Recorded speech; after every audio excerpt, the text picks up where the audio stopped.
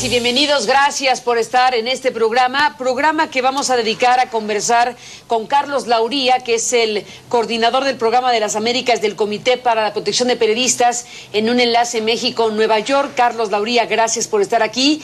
Y con Blanche Petrich, nuestra colega periodista aquí en México, colega del diario La Jornada, y quien junto con otros colegas periodistas de La Jornada, pues han publicado y dado a conocer información de los cables de Wikileaks, no solo en el periódico, sino también a través de un libro que ha sido publicado y que está circulando en México en estos meses, semanas. Gracias, Blanche, por estar aquí. Bienvenida. Al contrario, gracias, Carmen. Y gracias, Carlos, por estar aquí en este programa. Un gusto, Carmen. Yo diría que podemos partir, por lo pronto, de dos hechos. Uno, los 35 años de sentencia a Bradley Manning, el soldado que, bueno, ha sido sentenciado a 35 años, como sabemos, esta semana, y el incidente, situación con el caso Snowden y el periódico The Guardian, que, bueno, pues fue sometido a una circunstancia, o aceptó ser sometido a una circunstancia de destrucción de algunos materiales precisamente relacionados con el tema Snowden. Carlos Lauría, ¿frente a qué estamos en estos momentos con estos temas? Bueno, Carmen, muchas gracias, ¿no? Un saludo a Blanche Petrich también. El procesamiento del soldado Manning y al mismo tiempo la agresiva persecución de las autoridades estadounidenses contra los informantes implican una señal alarmante, ¿verdad? Sobre todo el riesgo que significa esto, que puede significar esto en el efecto inhibidor para periodistas y medios que cubren temas de seguridad nacional que son de vital interés, ¿no? para el público. Creemos que el caso de Manning es emblemático de esta embestida de las autoridades estadounidenses contra personas que han filtrado información clasificada a la prensa. El caso de The Guardian también es muy preocupante. El CPJ envió una carta a Cameron pidiendo que explique la utilización de las leyes antiterroristas en ese caso para confiscar material que hemos pedido se devuelva inmediatamente, ¿no? No solo el material que se ha confiscado, sino las posibles copias que se hayan hecho de este material. Y evidentemente en este caso existe la percepción de que ha habido un abuso en el uso de leyes antiterroristas para revisar tal vez información que es legítimamente periodística y que es información que buscaba revelar temas de interés público, ¿no?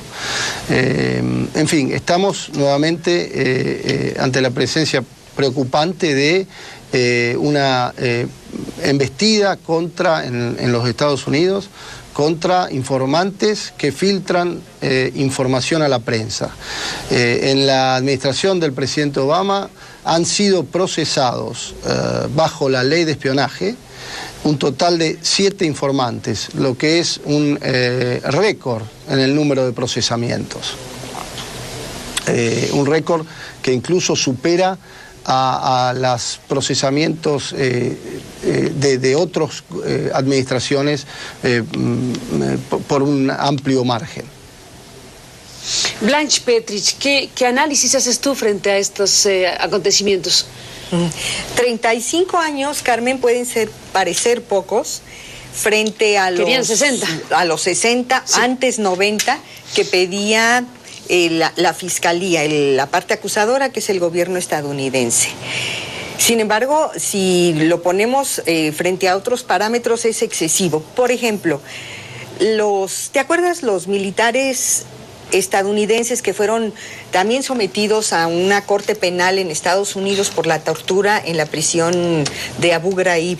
Claro. Los soldados y la soldada que fueron fotografiados y que fue todo el escándalo de la tortura en Abu Ghraib. Bueno, ellos están libres, pagaron 3 años de prisión. Esa es la primera cosa que llama la atención. Segundo es la razón por la cual se le juzga en una corte marcial a Brad Manning, que es, y aquí entra, Carlos, estarás de acuerdo, todo el aspecto del derecho de la sociedad a saber, a conocer la información. El caso de los archivos diplomáticos y los archivos militares que captó y luego divulgó Brad Manning a través de Wikileaks. Uno de ellos, que es emblemático de la época y muy revelador del trasfondo de la guerra en Irak, de la ocupación militar en Irak, que es el famoso video ese de los Marines asesinando desde el aire a civiles, disparando contra civiles en tierra en un grupo en donde había niños. Es información que ha demostrado que es valiosa para la sociedad estadounidense, valiosa para el mundo. Y bueno, si lo reduces a eso, estás viendo que Brad Manning está siendo juzgado y castigado por el pecado de haberle dado a conocer al mundo información a la que tenía derecho a saber. Desde esa perspectiva, 35 años es una sentencia excesiva. Y bueno, interesante, así lo ha reconocido también parte de los medios de comunicación estadounidenses del establishment, el New York Times, por ejemplo, no solamente los medios alternativos o los medios independientes. El héroe Manning o el traidor Manning, en esa cosa maniquea que ha predominado en los meses que han transcurrido con su caso. Déjenme hacer una pausa y los invito a reflexionar también sobre ese tema. Cómo estos elementos simbólicos, ¿no? Estos elementos que forman parte del debate mundial sobre el tema. ¿Y qué es de lo que se está hablando hoy, más que del trasfondo? Exactamente. Hoy estamos escuchando más hablar del Jan Meme Chelsea que del trasfondo fundamental de esta historia. Volvemos, si les parece, en ese ángulo de información que es lo que domina las últimas horas.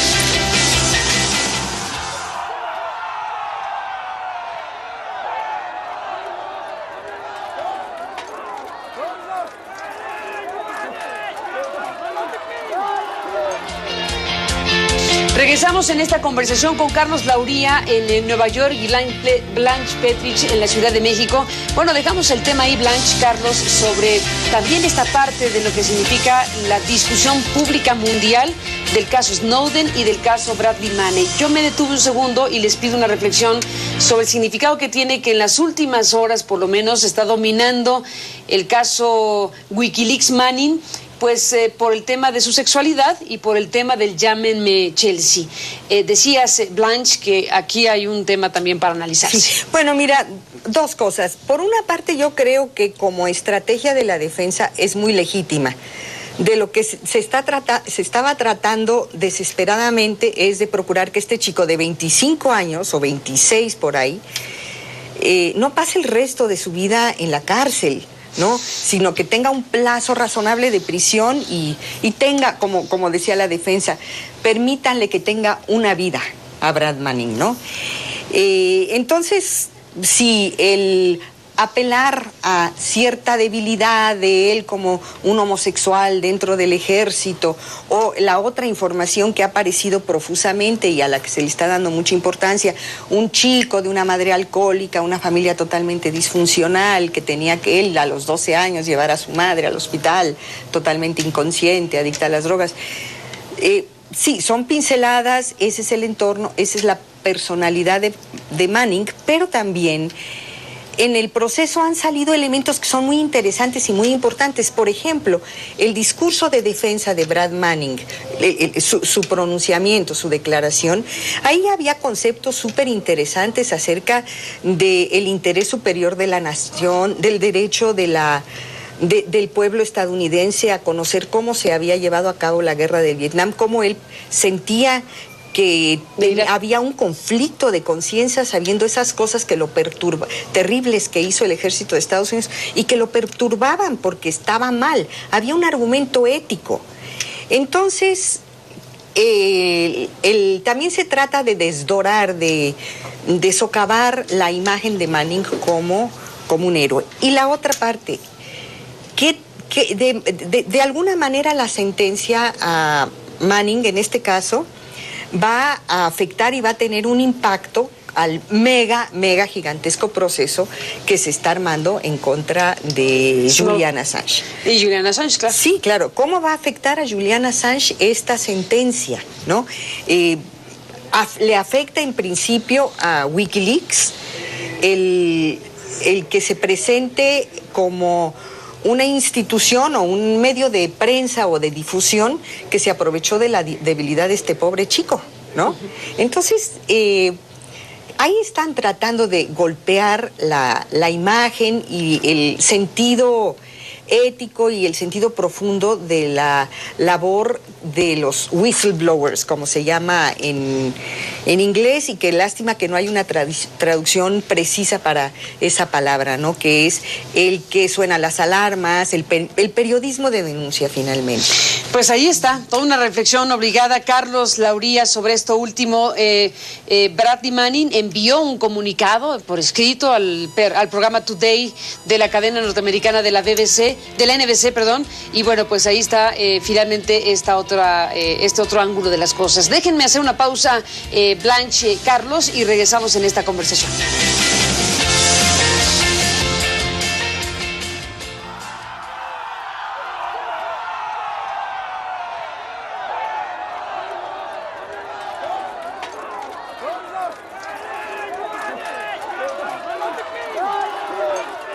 Bueno, entramos en la parte final, Carlos, Blanche, de esta conversación que ha ido entre lo que pasa con Manning, la sentencia de 35 años, un poco el manejo simbólico también de esta parte de su presencia pública, pero les propongo que nos detengamos, Carlos, Blanche, precisamente en el análisis del significado profundo de esto.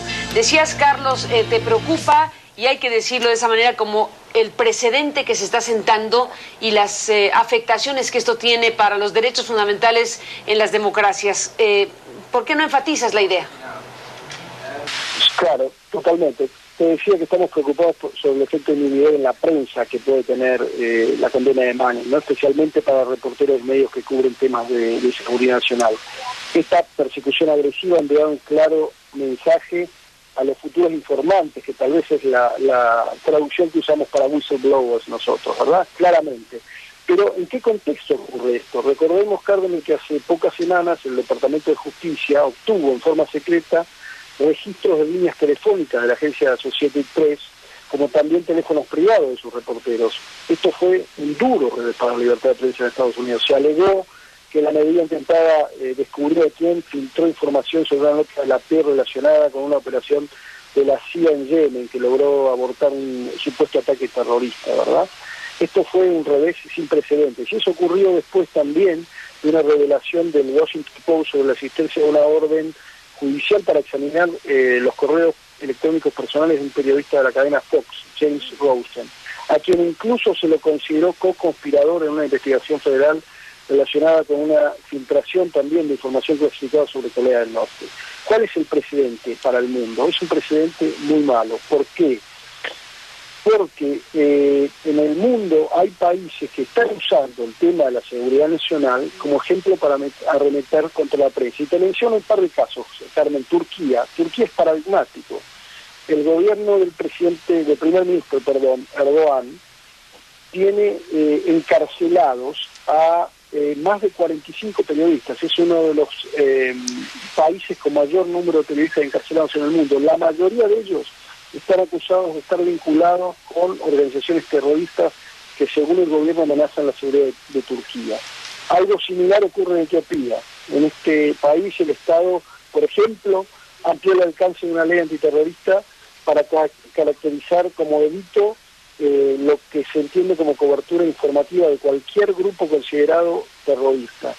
En fin, esto evidentemente tiene un impacto en el mundo, sienta un precedente muy malo, y eso es realmente uno de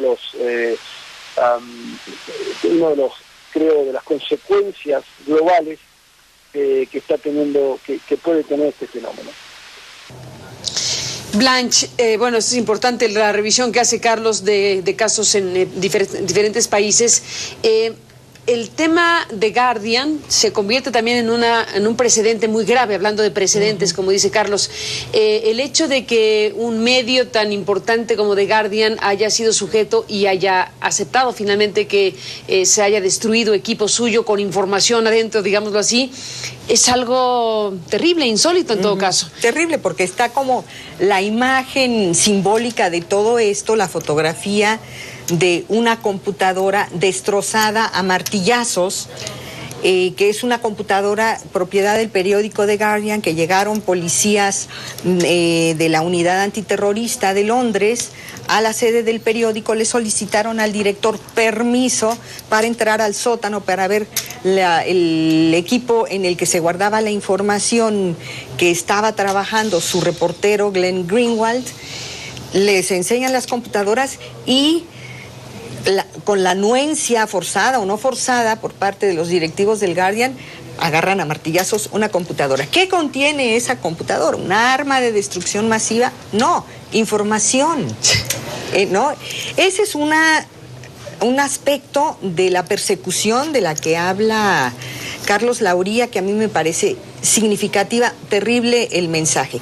Y ojo, estamos hablando no de Turquía, no de Cuba, no de Venezuela, que son países frecuentemente acusados y señalados como represores de la libertad de expresión, justamente porque gobiernos, los de Estados Unidos y de Gran Bretaña. El otro aspecto es que se hayan atrevido en el aeropuerto de Heathrow, Londres, a detener a la pareja de este periodista de Greenwald que vive en Río de Janeiro. Venía volando de Berlín, en donde radica Laura Poitras, que es también como la mancuerna de Greenwald en todo este tema de la revelación de la información de la Agencia de Seguridad Nacional. Estados Unidos espía a todo el mundo, ese es el tema. Y este chico, David Miranda, un brasileño, iba hacia Río de Janeiro a reunirse con Greenwald. Lo detienen, lo mantienen detenido 9 horas, le quitan todo el equipo, celulares, consola de juegos, USBs, computadoras. 9 horas en el aeropuerto. Así es.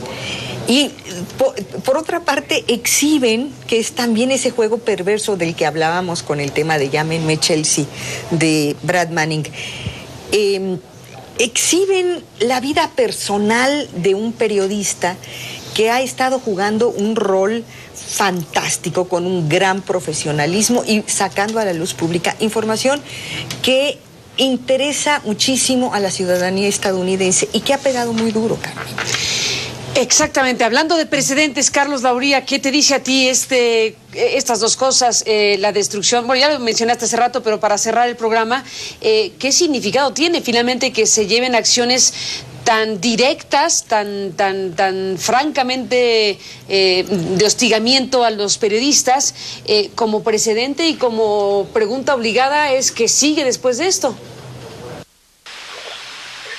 Está claro que acá que los policías que detuvieron a David Miranda no sospechaban que estuviera involucrado en ninguna actividad terrorista, ¿no?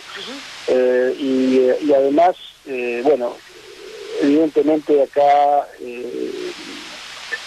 digamos, existe la percepción muy inquietante de que se ha abusado de legislación antiterrorista para impedir actividades periodísticas que son legítimas y que estaban realizadas, ¿no?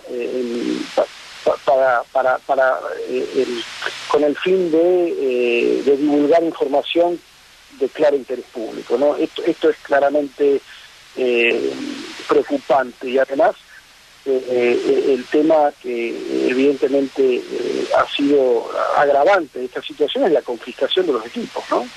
En este caso se le ha confiscado al periodista todos los equipos, ¿no? Y esto es algo que evidentemente funciona como agravante, ¿no? Y evidentemente es un precedente muy preocupante, ¿no? Tanto lo que ha ocurrido acá en el caso de Guardian en Inglaterra, como, digamos, la situación de Manning, la mención que hacía recién sobre las autoridades estadounidenses que han sido tan agresivas en perseguir a funcionarios que han infiltrado información clasificada a la prensa, ¿no?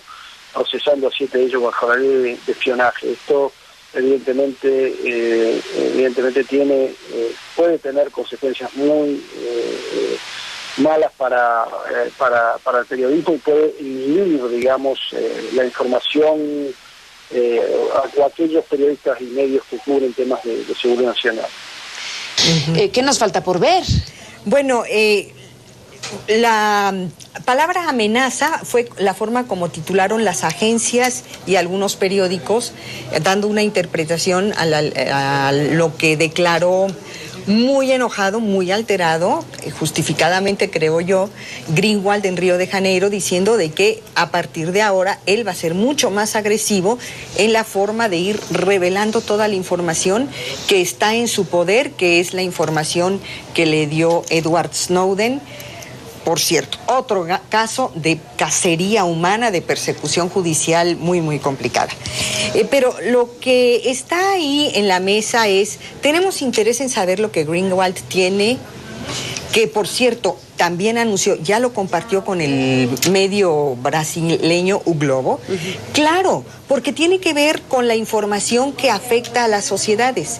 Ese es el debate, el acceso a la información. Y por cierto que es un debate, Carmen, muy importante para México, ahora que lo poco que se ha avanzado en legislación de acceso a la información y transparencia corre el riesgo con esta nueva iniciativa de Enrique Peña Nieto muy restrictiva.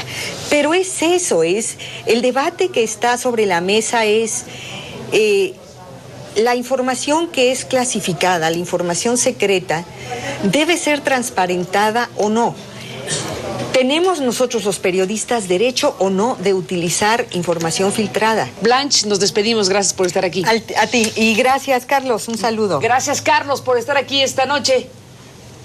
Muchas gracias. Un gran gusto estar con ustedes. Gracias por invitarme, Carlos. Igualmente a los dos. Gracias. Y bueno, pues nos vamos con esto. Seguiremos, desde luego, en este debate abierto. Por lo pronto, gracias por permitirme acompañarle. Pásela bien esta mañana.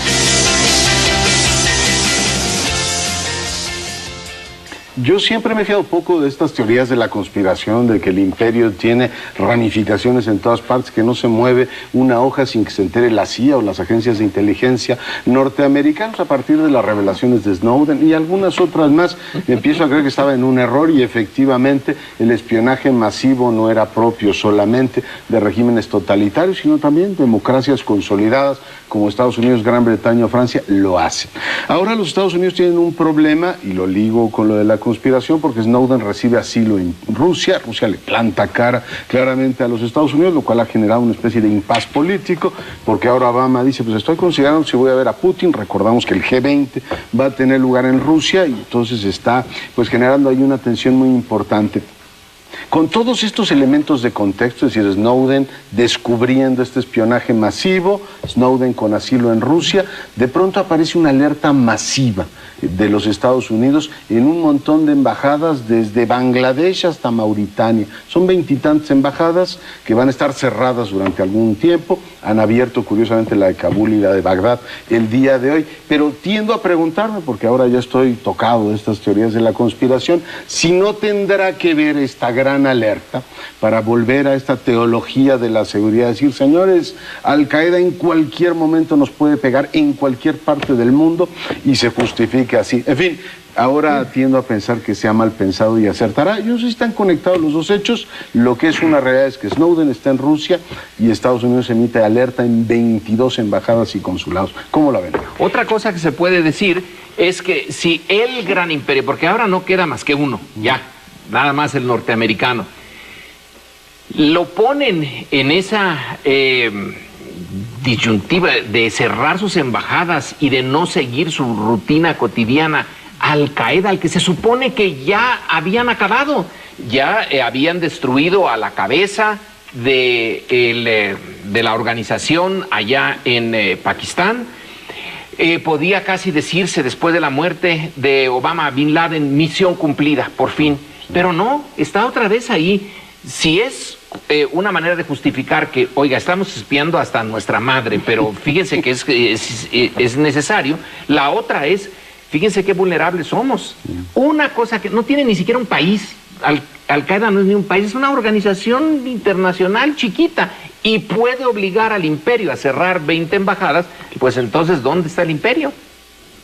O también, sí es inevitable pensar que están justificando el espionaje que hacen con una acción de este tipo. También tiendo a pensar, pero a lo que iría mi comentario es a la terrible paradoja para alguien como Obama, que se preocupó por presentarse como un líder estadounidense hecho de una pasta diferente por su origen humilde, por su color, por haber padecido y crecido en condiciones difíciles en África, hijo de un africano, etcétera. Que alguien como él esté ahora atrapado en la necesidad de justificar una actitud que, perdónenme, pero es una ofensa, iba a decir mentada de madre, ya la dejo, una mentada de madre a los derechos de toda la humanidad, porque a todos nos está espiando potencialmente. Ustedes que están ahí viéndonos, bueno, los pueden estar espiando sus teléfonos, que lo hagan asumiéndolo como que tienen todo el derecho y que no tienen que dar explicaciones a nadie, y que sea Barack Obama el que salga con ese lenguaje. Confieso que es como si un día Gandhi se hubiera descubierto que iba a hacer un anuncio para McDonald's. Sí. O era accionista de...